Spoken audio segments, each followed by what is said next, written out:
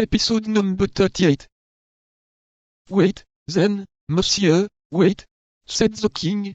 I will not detain you long. In fact, fortune changed, and as the king began to lose what he had won, he was not sorry to find an excuse for playing Charlie Magny, if we may use a gaming phrase of whose origin we confess our ignorance.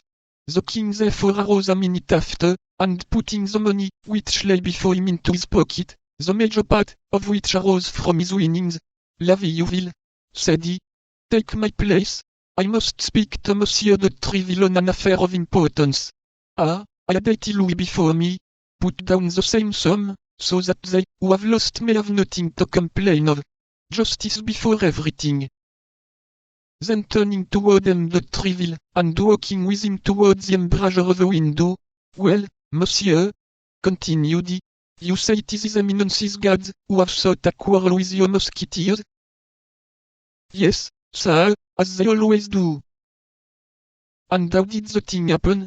Let us see, for you know, my dear captain, a judge must hear both sides. Good Lord! In the most simple and natural manner possible. 3 of my best soldiers, whom your majesty knows by name, and whose devotedness you have more than once appreciated, and who have, I dare affirm to the king, his service much at that. 3 of my best soldiers, I say, Athos, Porthos, and Aramis, had made a party of pleasure with a young fellow from Gascony, whom I had introduced to them the same morning.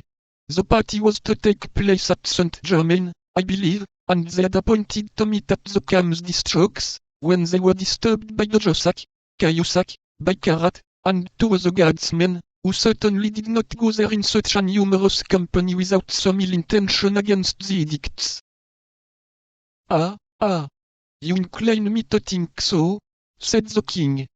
There is no doubt they went thither to fight themselves. I do not accuse them, sir, but I leave your majesty to judge what 5 armed men could possibly be going to do in such a deserted place as the neighborhood of the convent des Camps. Yes, you are right, Treville, you are right.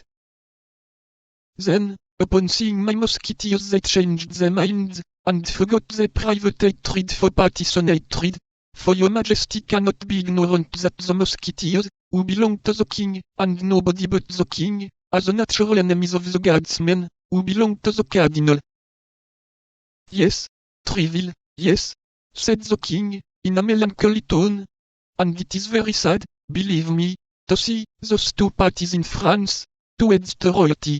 But all this will come to an end, Treville, will come to an end.